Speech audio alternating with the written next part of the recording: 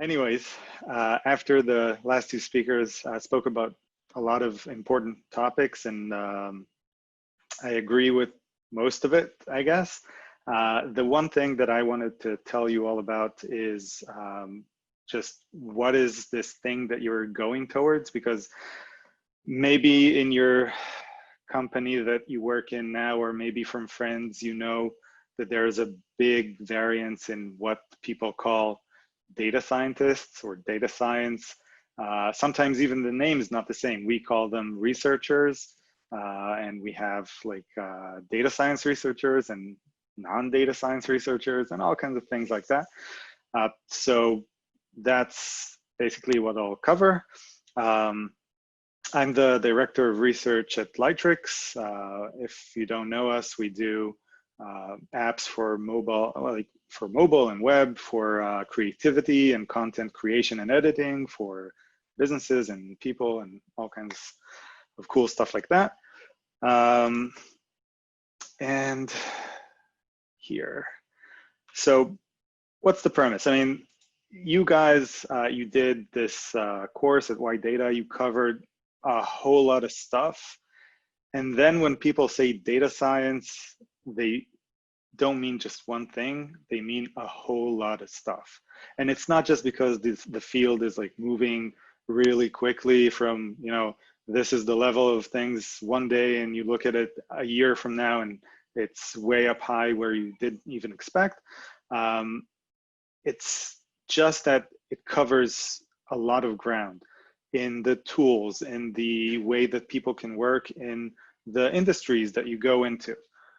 But I think that what you need to understand is kind of, when people say data science, they usually mean things that involve, again, like data, okay, and handling data. And sometimes it's data that comes from users, and sometimes it's not. And sometimes it's data that's already available, and sometimes the whole work is actually getting the data.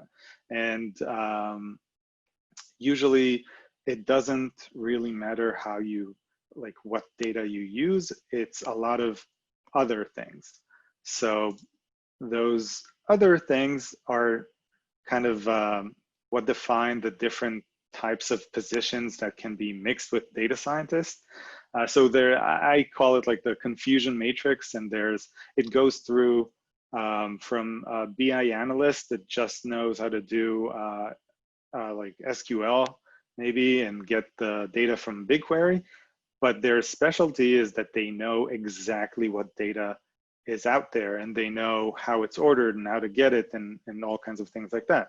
And you can go to the other spectrum and look at data engineers that know how to do data pipelines and make sure that everything flows really efficiently. And or even maybe like sometimes people say data scientists and they actually mean like MLOps, people who do more DevOpsy engineering kind of things around machine learning and data.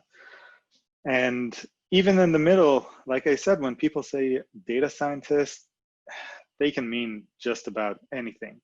So when you go and you search for your next, or actually first job in this field, it's really important that you ask, how does the job look? What defines the job? And I'll try and give you a couple of actual substantial examples so you can understand the differences of things that I know are out there. Some of them are in Lightrix, some of them are in other places. So just two examples. One is like the size of teams kind of says a lot, okay? Big teams, small teams. If you have a small team in a small company, it's usually going to say that you'll do a lot of things. You'll be responsible like end to end, deal with data, deal with more engineering stuff. And it really depends on who the other people on the team are. And this picture, like the image of astronauts is, and those specific astronauts are not just some example of a team. but it's actually that this team has a whole lot of people behind them, right? All of those engineers and all those other people who helped them prepare for the mission. And even though it was a fail, still there are a lot of people, and this team, even if they're like the highlighted maybe data scientists or the people who do some specific job, they have a lot of supporting systems with other functional positions. So you need to understand what is the division within the company, within the team. Are you a data scientist that just writes algorithm? You get all your data in like this neat and tidy place, and all you need to do is import some API in Python and read it into whatever algorithm you wrote. And then when the model is ready, it's just, save the model in whatever framework you used, and that's just it. This is like a vacuum. You have engineers at the end, you have engineers at the beginning, and you just do the algorithm. It's rarely like that. And even if it is, in like very big companies, sometimes it's close to that. It's still not good for you to be like just this thing, because, right, if you get data that you don't know, that you didn't clean, that you didn't see how it behaves before it was pre-processed, then you know a lot less about what it is that you're dealing with, and all kinds of insights that can come from it are lost along the way. So again, it may be about communications with other people, which is another thing that you need to consider and see if it suits your agenda, the way you like to work, if you like communicating with a lot of people or doing things more like solo. That's one major thing. And I can give like an example. There's in Lightrix, for instance, in our department, for better for worse, my researchers are more end-to-end. They have people who do production grade code. They have all kinds of people who do analytics and data pipelines and stuff like that. But a researcher that is working on a project will also get the data, clean the data, mess around with the data just to wrangle it and get it to a place where they know, okay, this is what I want to work with. And sometimes it can be a lot of work, and sometimes it's messy, and sometimes even if like the bad chores that you get. But still, even if there's enough of this type of work to create a small team of people who just do data preparation, in some companies it happens, but then you need people who just want to do that. And in other companies, like in Lightrix, I see the value in people actually getting to know that part. And they also can get help, right? They can hire people part-time and stuff like that to get more help for those maybe monotonous automatic chores. So that's just one thing. And it is really important because you need to understand to what type of position you're going when you join a company. You need to know if it is what you're looking for. And just one tip, if it's not exactly what you're looking for, but there is room to grow, if the company is big enough, if there is room to grow, then maybe that's a good opportunity to get in and then grow from there. The second thing is tools, people, and tasks, not titles. Okay, it doesn't matter if they call you a data scientist or a data whatever, or something without data, researcher, algorithm developer, it doesn't really matter. It's all somewhere between you have to write something and HR tricks to write a better job description. Again, like the job is how the team is built. What are the tasks? What do you do there? What tools do you use? And kind of like, and not tools, PyTorch versus TensorFlow, but tools in terms of, I saw data science teams that don't do deep learning at all, and it's kind of in their genes. Okay, they just do random forests and boosted gradients, and that's fine if it works for them. But they just say, we're not doing deep at all. We're not looking outside our realm. And that's a thing to consider. Like, is this something that's fine for you, or is this something that's a no-go?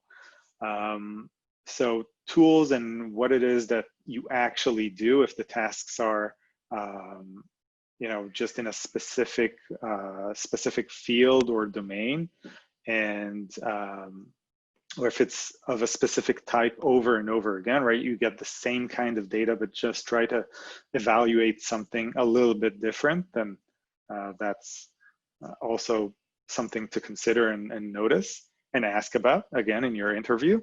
And last but not least, people, okay? The people around you are super important, because you're getting in.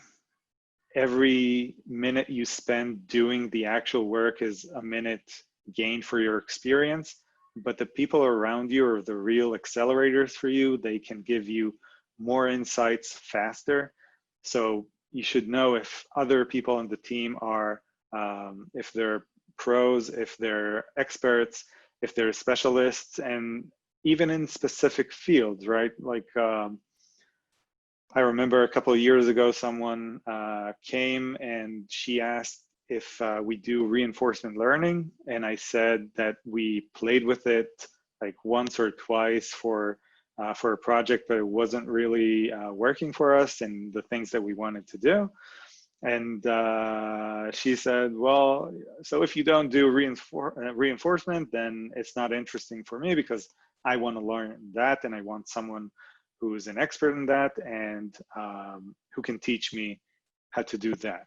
So that's actually a good reason not to come and work for someone, because you want to learn some specific field or tool that you don't have yet.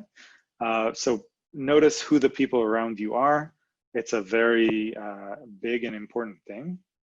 And kind of combining both of them, just use who you are. It's kind of like what Amit said about stand out.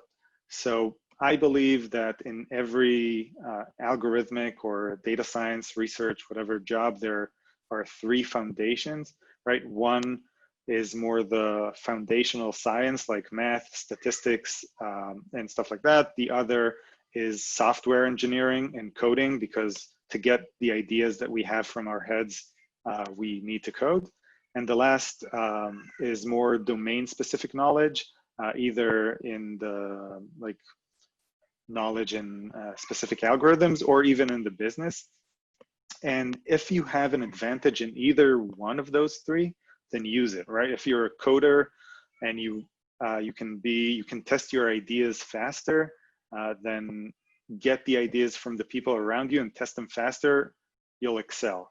If you did research in academia, but not in machine learning or computer science, that's fine. Use that type of like research process to get bad ideas out, good ideas in, and again, make your process more efficient. That's my big advice to you.